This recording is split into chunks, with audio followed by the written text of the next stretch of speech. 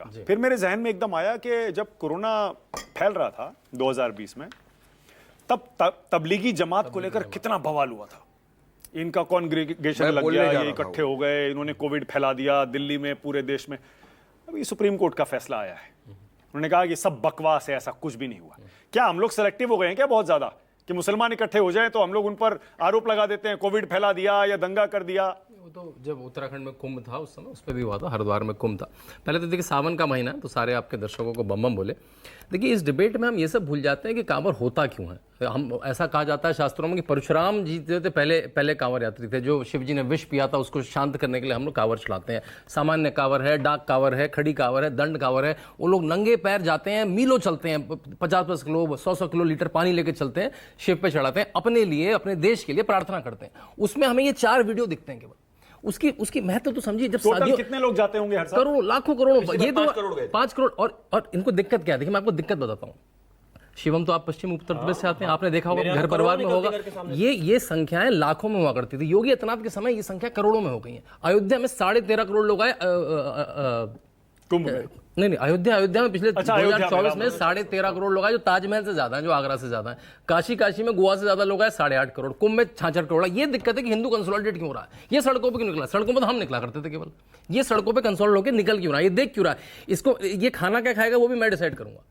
ये नहीं पूछ सकता कि तुम्हारा धर्म क्या। मैं तो हलाल के सर्टिफिकेट सीमेंट और लिपस्टिक में भी बांटूंगा, लेकिन ये ना पूछ ले। तो ये जो कंसोलिडेशन हो रहा है कि अब शिवम त्यागी आ कैसे गई, तो थे ही नहीं 10 साल पहले। 10 साल पहले तो हम ही टीवी में थे, मानक हम ही से सवाल पूछते थे, हम ही जवाब देते थे, सब यही चलता था। तो ये लोग आ कहां से गए? इनकी बात कैसे आ गई? इनकी बात कैसे? ये सड़कों पे कैसे? फूल इन पे कैसे डाले जा सकते हैं? वो तो क्या राष्ट्रपति भवन में तो हम टोपियां लगा के इफ्तार पार्टियां करा करते। ये कहां से आ कैसे गई? ये है दिक्कत आशुतोष की, ये है दिक्कत। ये बेसिकली ये फ्रेम चेंज कैसे हो गया? तो हमारा गेम हमारा था पूरा, कहना चाह रहा है, ये गेम हमारी थी, ये गेम पलट कैसे गई? हम प्राइम मिनिस्टर के साथ विदेशों में उड़ा करते थे, ये कहां से आ गए? तो ये है 70 साल का। आशुतोष कुछ कहना चाहेंगे? आशुतोष, उसके बाद एक्सपर्ट्स के पास जा रहा हूं, बोलिए। आशुतोष सुन पा रहे हैं?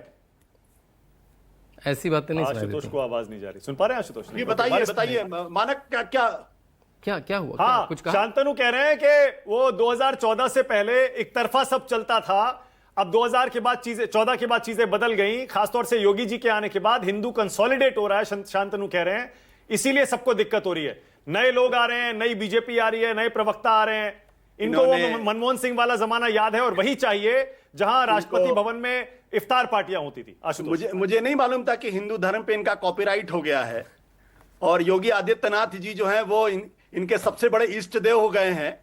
मुझे तो वो तस्वीर संसद के अच्छी तरीके से याद है, जहां आंखों से आंसू निकल रहे थे। तब हिंदू धर्म का कंसोलिडेशन नहीं हुआ था, तब रो रहे थे वहां बैठ के। तो ये जो कि मैं ही हिंदू हूं बाकी लोग हिंदू नहीं है, अभी भी ये मत भूलिएगा, इस देश का 36% ही खाली बीजेपी के साथ है। 74% लोग आज भी बीजेपी को वोट नहीं देते हैं। और इस मुगालते में मत रहिएगा। 240 में भी आए हैं, अगले बार पता नहीं क्या होने वाला। तो हिंदू कंसोलिडेशन छोड़ दीजिए। कैसे तर्क है? आप लोग दरअसल दलित विरोधी हैं। मतलब मनमोहन सिंह को 90% वोट से आए थे, सिर्फ दलित विरोधी, सोनिया गांधी को 100% वोट मिला था। देश के अंदर एक समाज ऐसा है जो दलितों पिछड़ों को हिंदू नहीं मानता। ये कभी दहेज प्रथा के खिलाफ नहीं बोलते, ये कभी दलित उत्पीड़न पे नहीं बोलते, ये कभी छुआछूत पे नहीं बोलते, ये जब बहुएं जलाई जाती उस पर नहीं बोलते। क्यों नहीं बोलते ये लोग? है हिम्मत तो बोलिए कि हिंदू धर्म के अंदर सुधार की जरूरत है, उसमें रिफॉर्म की जरूरत है। अब आप नहीं बोलते ये सब, क्योंकि और सुबह उठते ही आप अखबार उठा के देखेंगे तो सिर्फ एक जाति विशेष में हमें शादी करनी है। हम इंसान से शादी नहीं करते, हम जातियों से शादी करते हैं। क्यों भाई, इस पर क्यों नहीं बोलते आप? और जब हमारे घर की बेटी जब किसी दूसरे घर के उससे प्रेम करती है तो जिंदा जला दिया जाता, उस पर क्यों नहीं आरएसएस की मुंह खुलती? क्यों नहीं ये तमाम जो बैठे हुए लोग इस पर बोलते? ये लोग, ये हिंदू कंसोलिडेशन है, इसे हिंदू कंसोलिडेशन कहते हैं। शर्म आनी चाहिए इन लोगों को। बोले पहले, अनटचेबिलिटी के खिलाफ आंदोलन चलाएं, छुआछूत के खिलाफ बोलें, तब मैं इनकी बात मानूंगा। बोलिए शांतनु, बोलिए जवाब। देखिए योगी आदित्यनाथ की बात है। योगी आदित्यनाथ का जो मठ है, जब महंत अवैधनाथ थे, उन्होंने पहली बार जाके जब उन्होंने दक्षिण में गए पहली बार, पहले यातायात उतना नहीं हुआ करता था, तो उन्होंने देखा यहाँ तो मास कन्वर्जन हो रहा है और उसमें हमारा जो जाति व्यवस्था है वो सबसे बड़ा कारण है। उन्होंने सबसे पहले आके डोम राजा के साथ खाना खाया। आज भी योगी आदित्यनाथ के मठ में बड़े बड़े खिचड़ी भोज होते हैं, जिसमें कौन खाना बनाता है, कौन बगल में बैठा है, कौन परोसता है, कोई नहीं पता होता।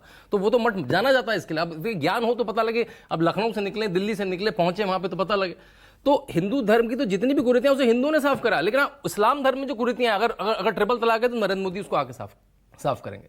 अगर वहां की महिलाओं के साथ प्रताड़ना हो रही है, अगर वहां पे यूनिफॉर्म सिविल कोड है, तो उसके लिए नरेंद्र मोदी को आना पड़ेगा। तो हिंदू समाज की तो सारी कुरीतियां अगर है तो हिंदू समाज के उसमें नायक आए, उन्होंने साफ किया। कौन नहीं बोलता? एक आरोप और बताए, वो ये है कि क्योंकि भगवाधारी सीएम है, इसीलिए वहां की पुलिस भी अपने आकाओं को खुश करने के लिए वो इस कावड़ यात्रा में पूरी तरह से बिछ जाती है। फूल बरसाएंगे, पैर दबाएंगे, सेवा करेंगे, मरहम लगाएंगे। पहले नहीं होता था ये सब, सही है ना? 14 से पहले नहीं होता था। 14 से पहले नहीं होता तो ये तो बुरी बात थी ना भाई। कांवड़ यात्री जो 100 लीटर जल लेके चल रहा है, जो पूरे देश के लिए, समाज के लिए प्रार्थना कर रहा है, अच्छा काम कर रहा है, धार्मिक काम कर रहा है, उसकी अगर कोई सेवा कर देगा तो गलत काम। पुलिस का काम थोड़े होता है। पुलिस तो अब पुलिस का काम क्या है? पहले 1.5 लाख पुलिस होती थी, अब 3.5 लाख पुलिस। अगर वो व्यवस्था कर देगी, पूरे दिन में कितने दिनों से पैर दबा लिया? 15 मिनट पैर दबा लिया, आधे घंटे पैर दबा लिया। तय कर लेते हैं, आप एंकर है ना, अगर आप गाड़ी में कहीं जा रहे हैं, ठीक है, आप एंकर हैं, आपकी जिम्मेदारी एंकरिंग करना है,